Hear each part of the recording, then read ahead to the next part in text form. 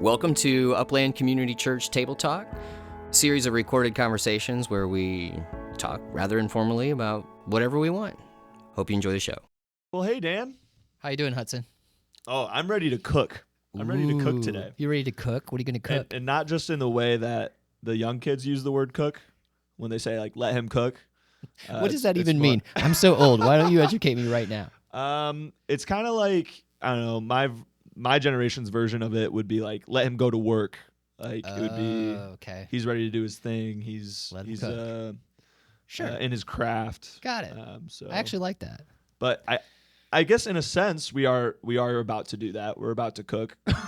Let's cook, Hudson. Let's cook something tasty. I was saying that more in the sense of the movie Ratatouille. Yes. We love this movie at my house.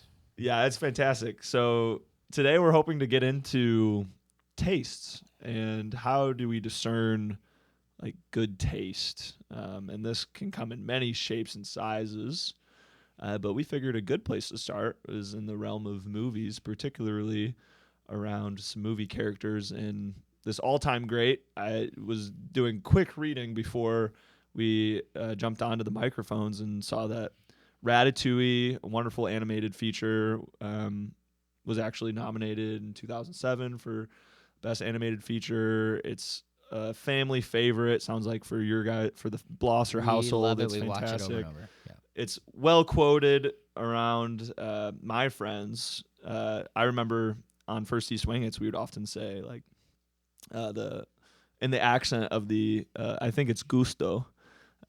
Anyone can cook. Anyone can cook.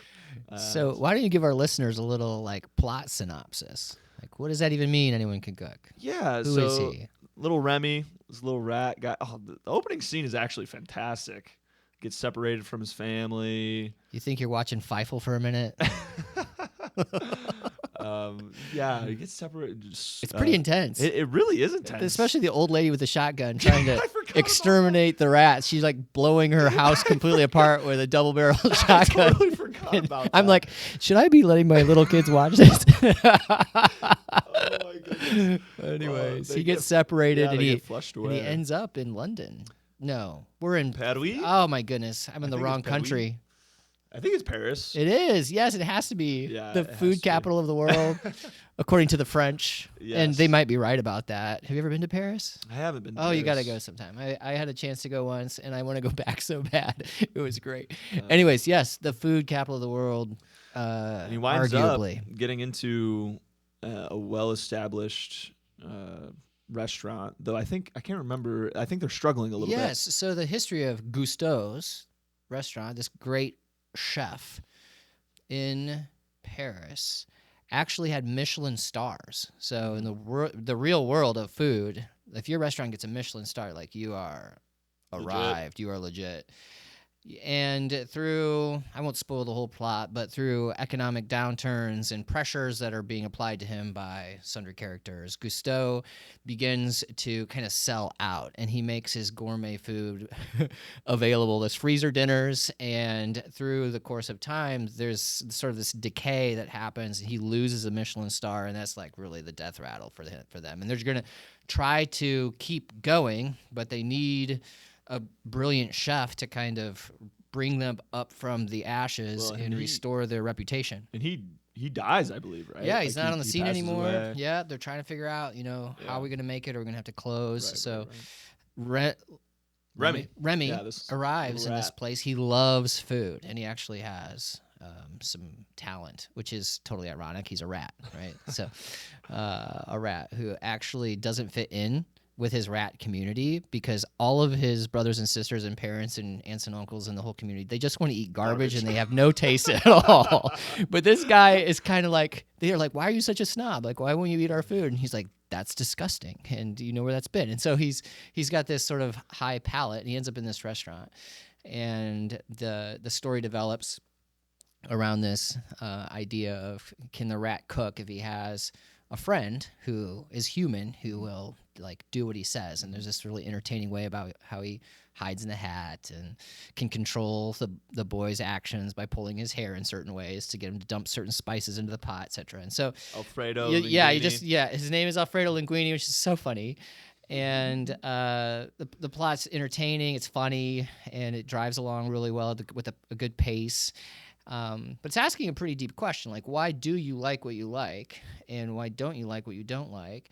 And it is brought to sort of a real tension with this food critic, professional food critic in Paris, named Anton. Anton Ego, Yes.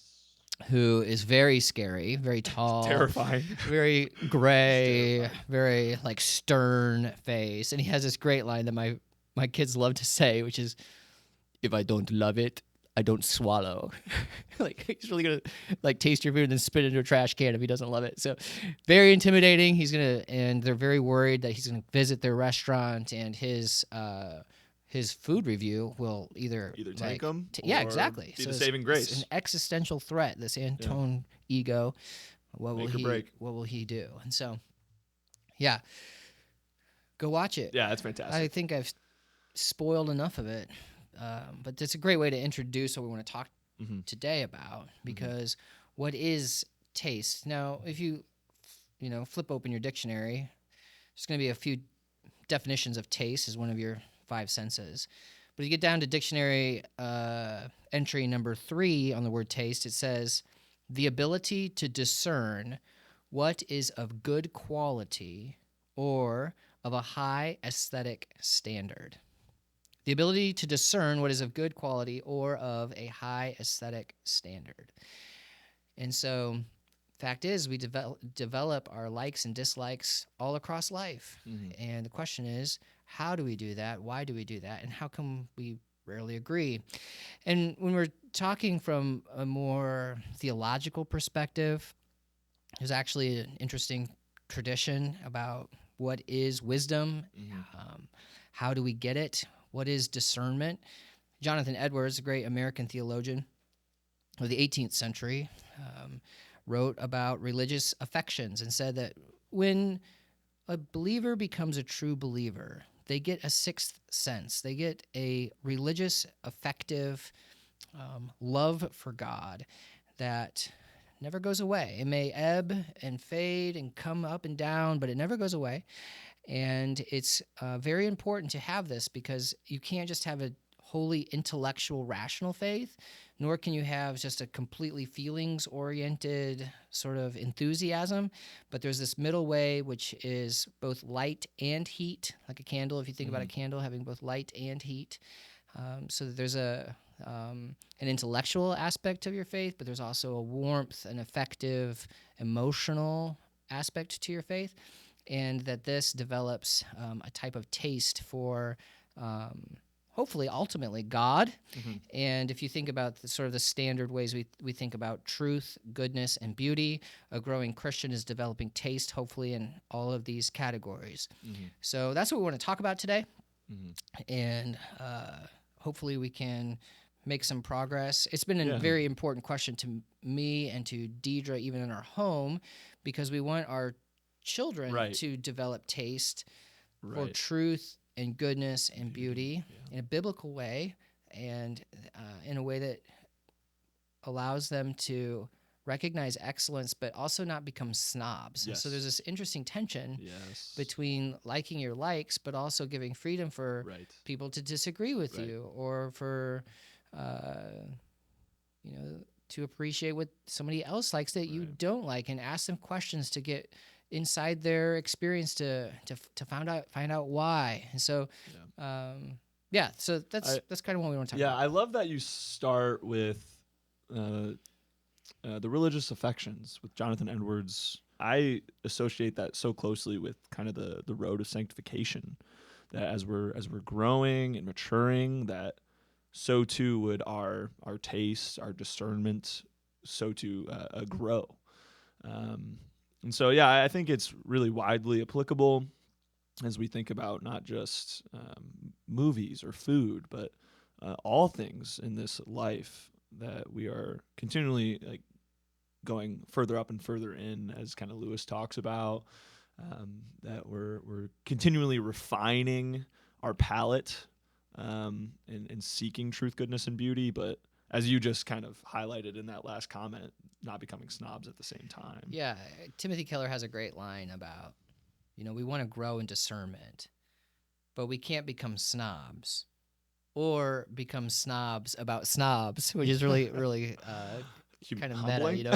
Yeah, totally. Like, okay, now you're proud that you're not a snob, but now you're just being a snob about snobs. So it's a pretty good way to sort of like do a double check for the humility.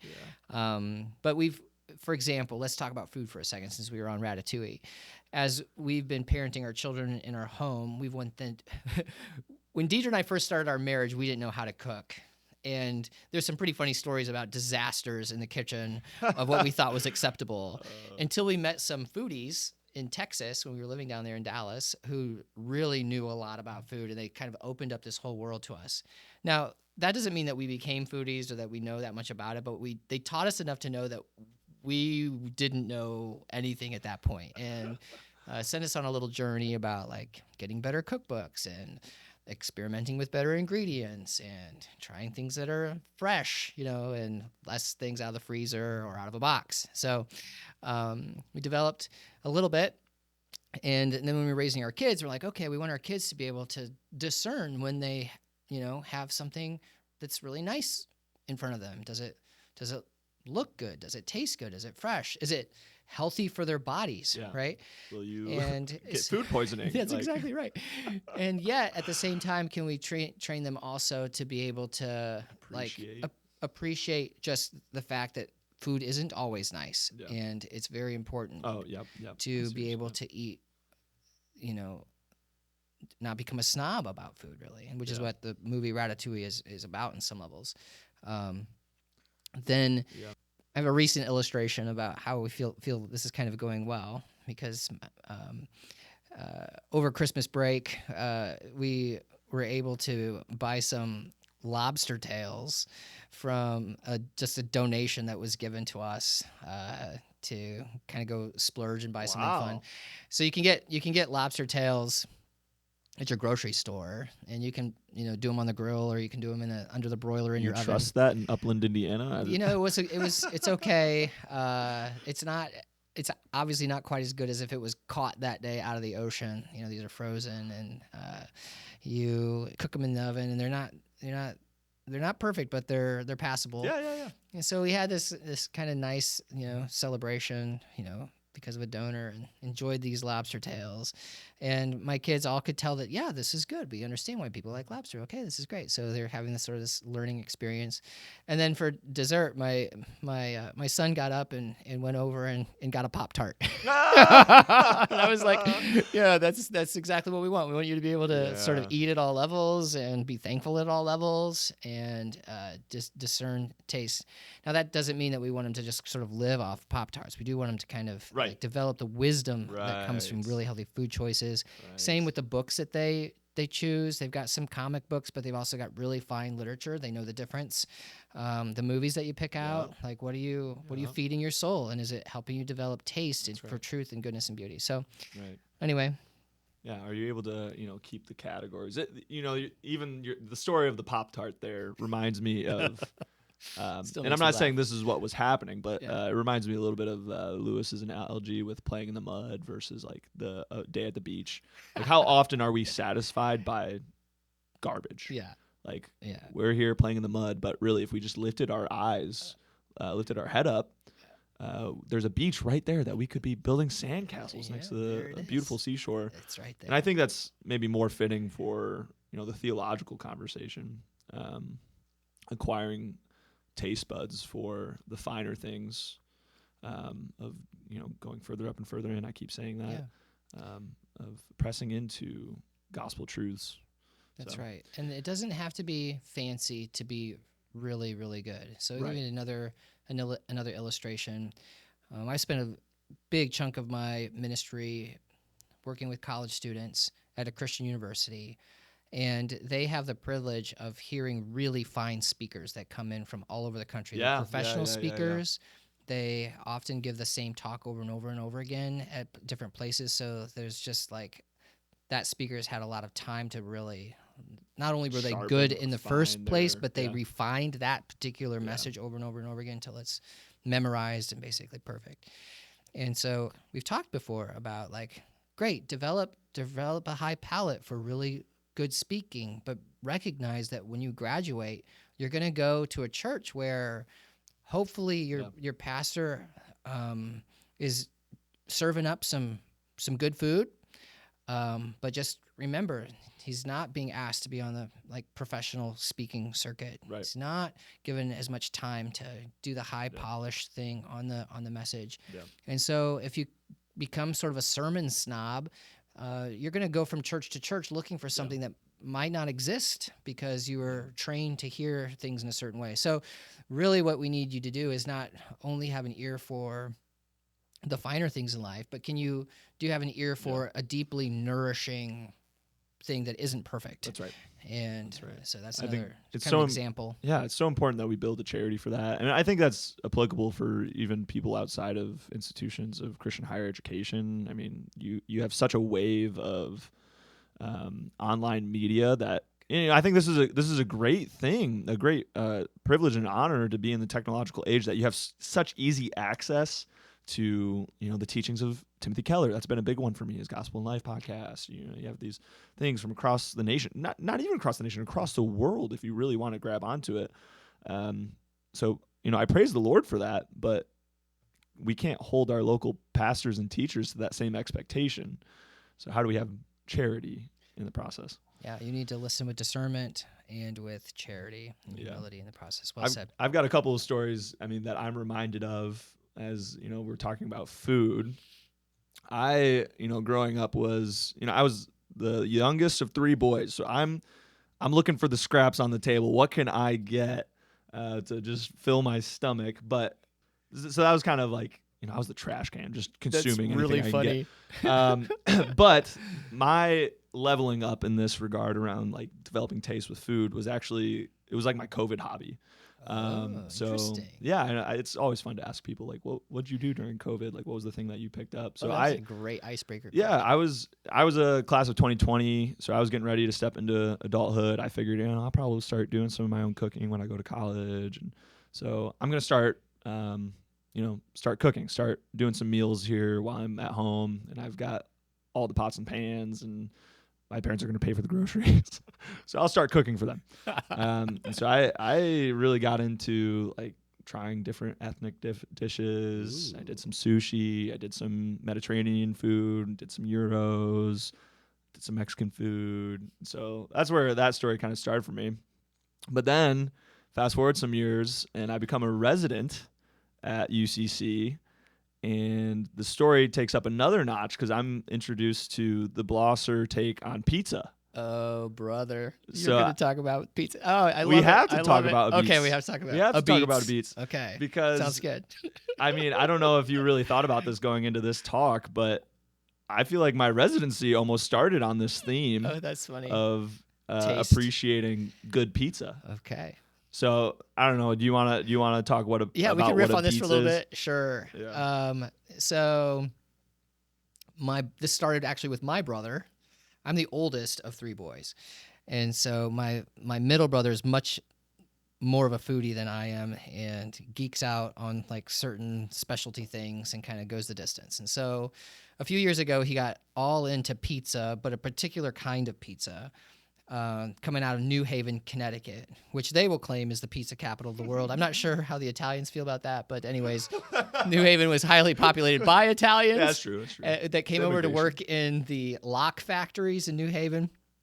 And so they had this, really interesting Italian immigrant population that knew about pizza and made pizza really well. And so it's New Haven style, and it's called A Beats, if you're familiar with this. You can actually find excellent documentaries on YouTube that explain and educate you about what A Beats is and how it's different from the rest of the pizza that you're used to, whether it's New York or Detroit or Chicago. And so my brother got us into this, and there's a special way of making it. It's thin crust, and it's delicious, very, very fresh. And so one day we invited Hutson to come over for a Beats, and that's what he's referring to. Mm-hmm. And I'm glad you had a good experience. It is one of our favorite things to do. Just have pizza night, homemade. I even bought this special stainless steel plate for my oven that gets super hot and it turns my regular convection oven into a little pizza oven. to Oh, that's cool. to cook these things in. So Well, anyway, pretty fun. perhaps that's a good segue into kind of the point about education. I mean, you Yeah. mentioned you can get educated through this documentary, which early in my residency I was assigned this education. Yeah, I I watched told this him you documentary can't before I come came over over. for the pizza until you appreciate the tradition and the history behind So it. I did. I got Yeah. educated. I Yeah. got educated about pizza, and my taste has grown, I would That's say, great. around it. That's But great. yeah, you brought this up to me that there's this kind of phrase that, or maybe a way of thinking about education that's maybe a little different than what we're used to. That education is nuance.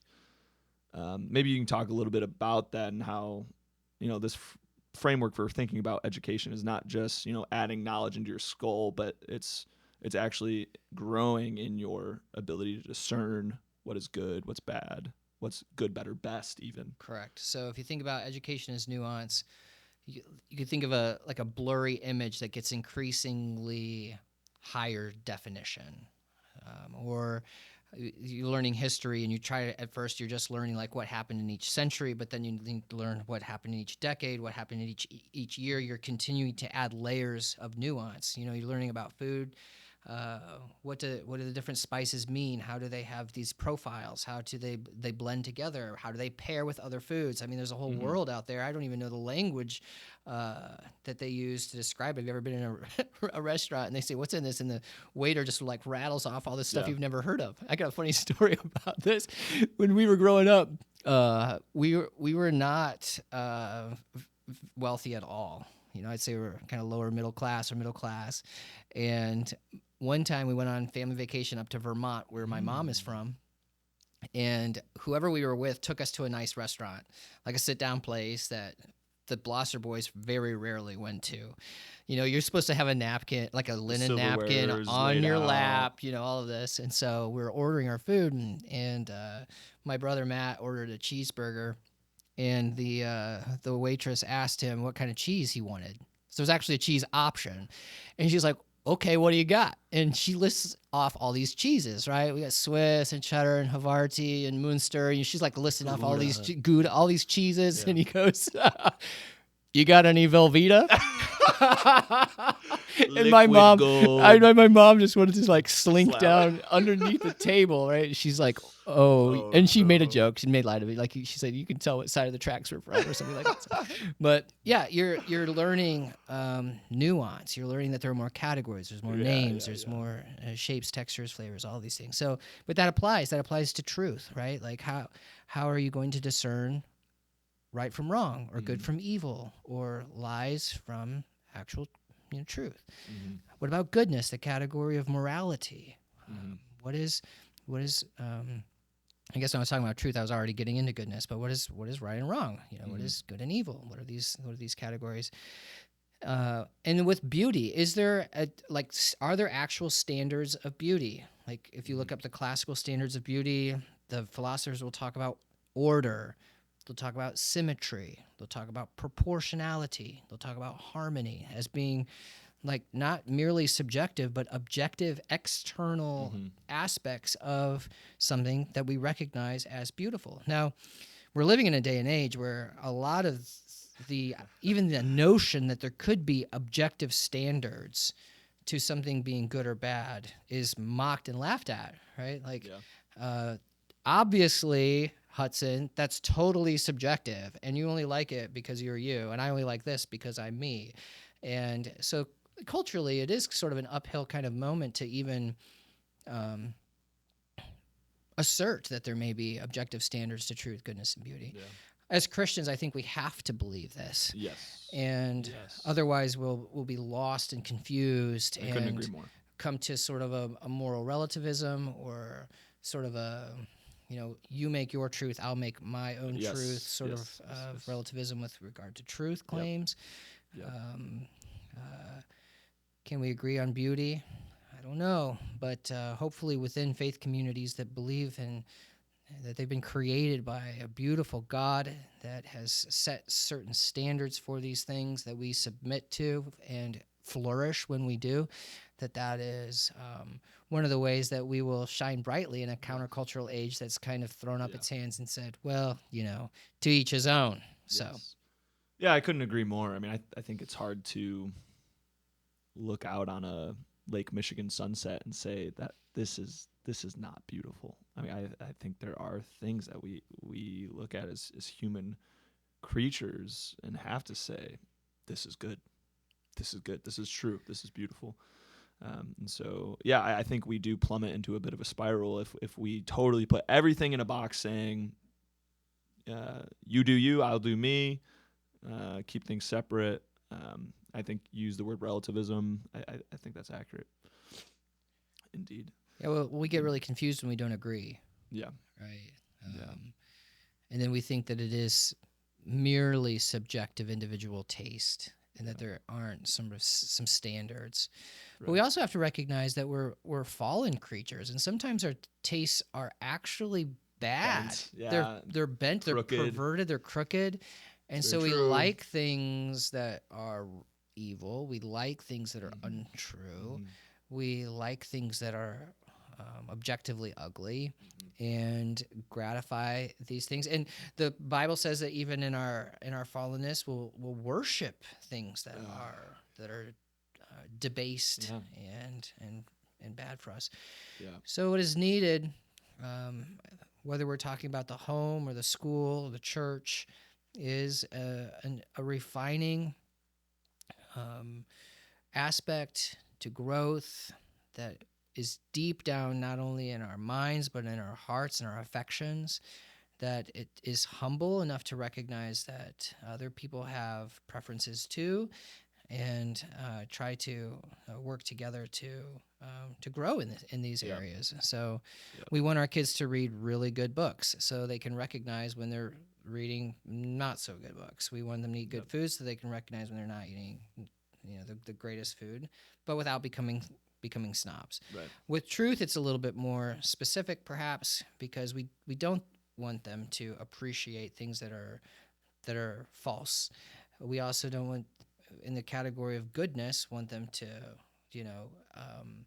honor and laud and celebrate things that are wicked or evil. So, anyway. I think it's helpful to build off of like historical precedent. Like we for the arts, we were talking about the arts earlier. We have a historical precedent of master artists over the years saying no, like symmetry is an important thing, or the lighting is important thing. And you can apply this to industries, not just art, but what is the industry standard for whatever it is you're talking about? What makes like what are the building blocks or the fundamentals of a good movie? What are the building blocks or the fundamentals of good food?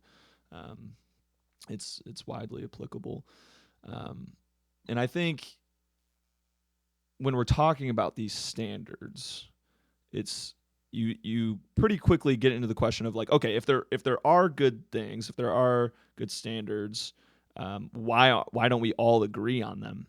Like, why do I think this movie is really bad while another person says this movie is really good? I mean, this came into play for me just the other day. It's talking with my home group, and I walk in the room saying, "Guys, have you seen this new movie? It's terrible." And then everyone jumps on my back because they're like, "What are you talking about? It is the best movie that we've seen in the last 5 years." Wow. And so, I think it's a fun conversation because there is such disagreement on so many different tastes.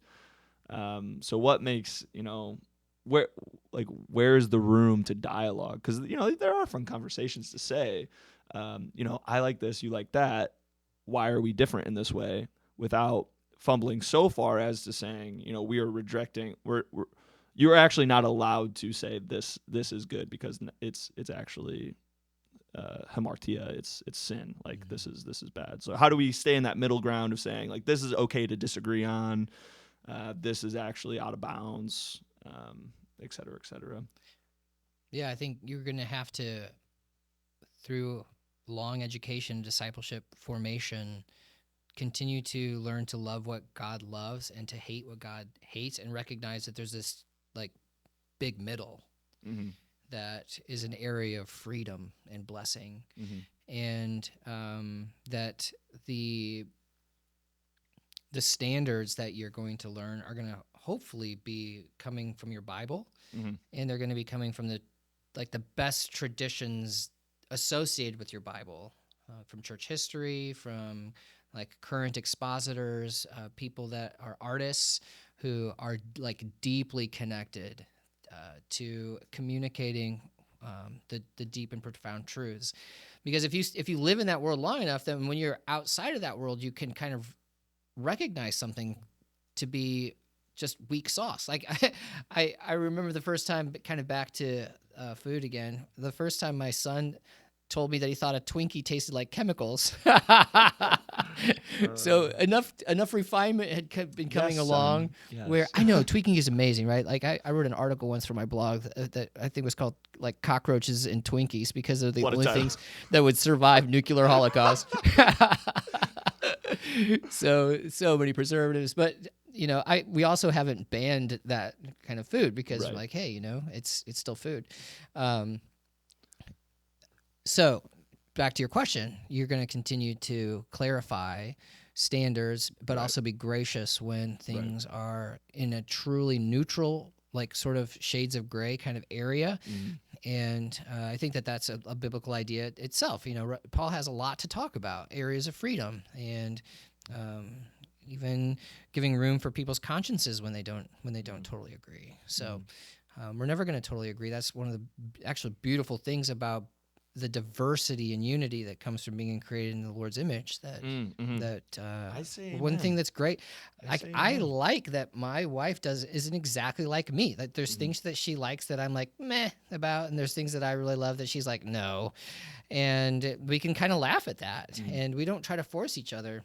This is funny. Like my wife, like everybody has a place they like to what we call slum it. Like what's your fast food choice where you don't have a lot of money, guilty pleasure, you're hungry, maybe it's a guilty pleasure. Where do you we call that slumming it? Where do you want to slum it? So for years, and I don't know if Deidre's shifted on this, I should ask her Please today. Don't say White Castle. It's not White Castle. We both agree that we're not going to White Castle. I would have to hang up the headphones and walk out. I think there's probably broad agreement on what the true bottom of the barrel is. But I like to slum it at McDonald's. I know that's heretical to some of you. My wife being one of them. She hates McDonald's, and she actually likes Taco Bell, which I can't stand. I don't want to go to Taco Bell. So it sounds like Hutson agrees with Deidre. It's the college go-to. You guys can chat about that. Yeah, Taco Bell. I'm like, wow, there are so many better options for tacos. But that's not the point. We're there to slum it, like we said. So we don't agree, and we think it's hilarious. And our kids think it's hilarious that we don't agree. And so we kind of start to notice each other's preferences, but also be gracious to the other people. If Deidre asks me, I will go to Taco Bell, and I'll have a happy heart about it, because that's what we're trying to model for the kids. But I mean, I think this is why there's specialization. Like, praise the Lord, Absolutely. There are people who are specialized in these different categories who actually can weigh in and say, like, this is truly good food. This really is a good movie.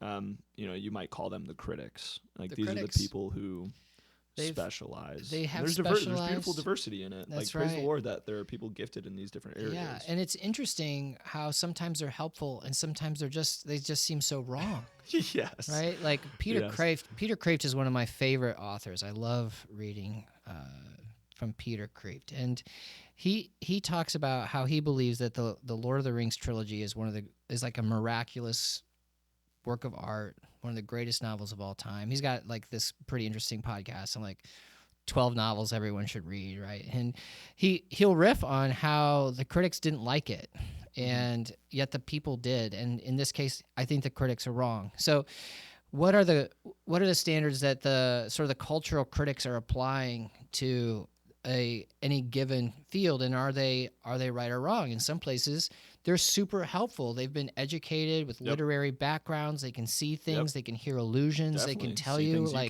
and they can also tell you when something's sort of janky and shoddy work put together poorly. And how would you know? How would you discern that? And in the case of Tolkien, his work is so deeply Christian. If you don't have a Christian lens at all when you're coming to take a look-see, you're not going to appreciate some of the things that is doing, you might not even be able to see them. So it really, it's a pretty high level conversation. One of the things that's interesting about Ratatouille is that this very scary critic learns a lesson. Like he learns a lesson, and I think that's one of the reasons we love the film, because though the critics may be wise and highly nuanced, they can also be wrong, and they can learn too, which is a lesson in humility. So, were your friends able to convince you that was a good movie after you said it was terrible? That's a good question. I mean, this is I go back to the beauty of a diversified body. There's this one friend that I love talking to about these things because he was a film major at Taylor. He works in the film industry. So I'm coming to him saying, Jack, explain to me why this is a good movie, because I'm not seeing it. Help me out here. I don't get it.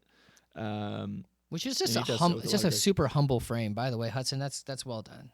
Thank you, Dan. But I mean, yeah, I love talking about that. Like we are all gifted in different ways. Like I'd like to be able to say, like, I invested money and trained in political science at Taylor. Like hopefully I can speak to that a little bit.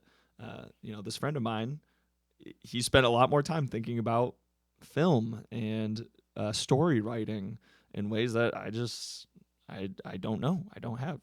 And so I was thankful. Yes, he did actually end up convincing me somewhat. I still have a few qualms with the film, but overall I think there is redemption. I think there are some good things to take away. That's good. Yeah, and it's an interesting cultural moment too, as we were talking earlier in this conversation about sort of a moral relativism. I also feel like, particularly Deidre and I feel that we've seen this in like children's literature and even some of the games that they play, sort of a revisionism going on among like really standard archetypes. So without getting too nerdy for a second, if you go into Narnia, when the children are lost and they're trying to find their way, there's some little bird, a robin, I think, that they decide to follow. Forgive me if I'm not getting this perfectly right. Is this wardrobe? I think it's in the Lion, the Witch, and the Wardrobe. Okay. They decide to follow a robin because they need to find their way through the snowy woods. And they say, well, how do we know that we can trust that bird? Oh, yeah. And I think it's Peter that says, well, in all the stories that I've ever read, you could trust the robin. It's like the robin itself was a symbol of trustworthiness. And C.S. Lewis has, throughout the Narnia Chronicles, sort of a way of reading animals in a sort of an archetypical way. It's probably worth its own podcast episode. Oh my goodness, it's super rich. Yeah. You can totally geek out on that stuff. What do the animals actually mean, and how? Now, that's fallible. Sometimes they are betrayed, and they trust the wrong things, etc. But the motif gets repeated because Eustace Scrubb in Voyage of the John Treader is just a big stinker.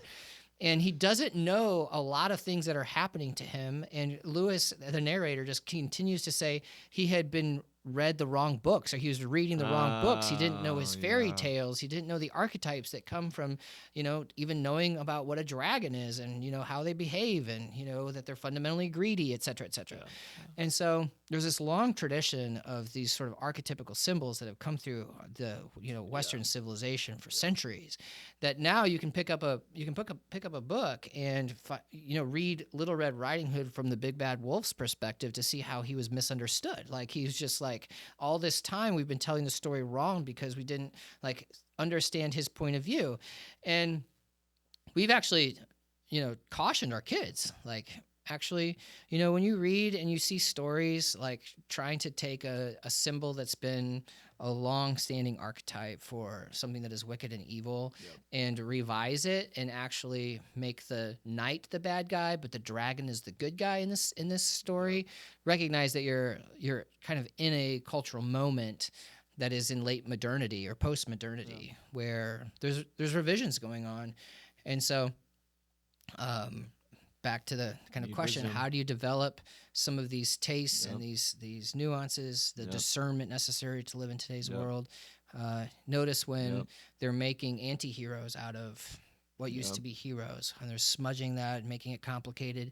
And the modern listener just loves that because we do find our lived experience to be sort of morally ambiguous and difficult to understand, and there are different perspectives. Mhm. But the task of literature before was to clarify that with like symbols you could trust, Yep. not to muddy the waters even Yep. more. So I think it's anyway, really well end said, rant. Dan. No, I think that's really well said, Dan. And the one thing that I think I would tag onto it is that, absolutely this is a parenting process to be instilling in your children, but it is a lifelong process Amen. too.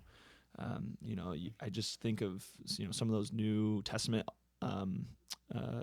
letters and the encouragement to not be pulled astray, to be vigilant, to keep your head on a swivel, eyes alert, and not be pulled aside from false teachers.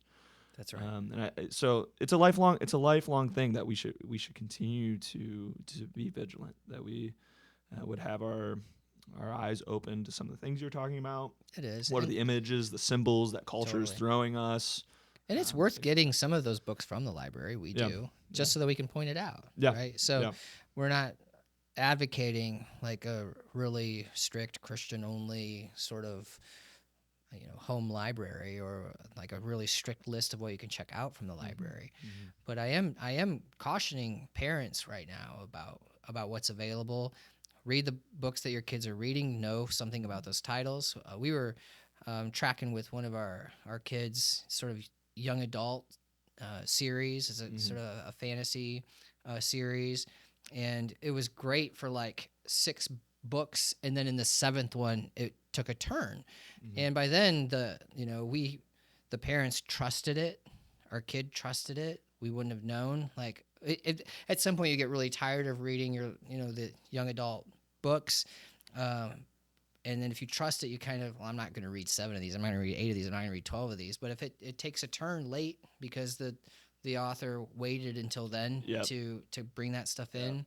I've read interesting articles on the Gospel Coalition about a certain like increasing levels of very graphic and disturbing material in the young adult It's category. real. It's so real.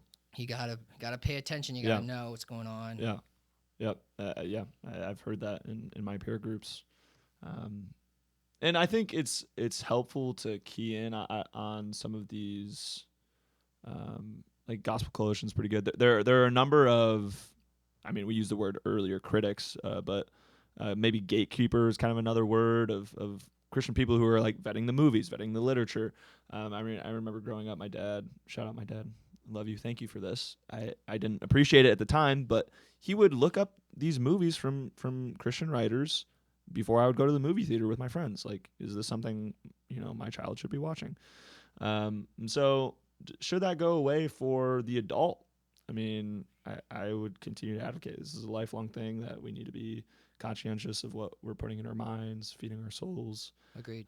Did you say where you want to slum it? You want to go to Taco Bell? Oh, well, I don't mind Taco Bell. I don't think it would be my first choice. Okay. That's kind of hard to say. Definitely not White Castle. We've ruled that one out. Definitely ruling out White Castle. I would also put I can't even remember the name of it. Long John Silver in the same category. Yeah, I'd be like, it went away. let's we're gonna set those aside. That's funny. I think McDonald's has figured something out. I think there's a reason they've been as successful as they have been.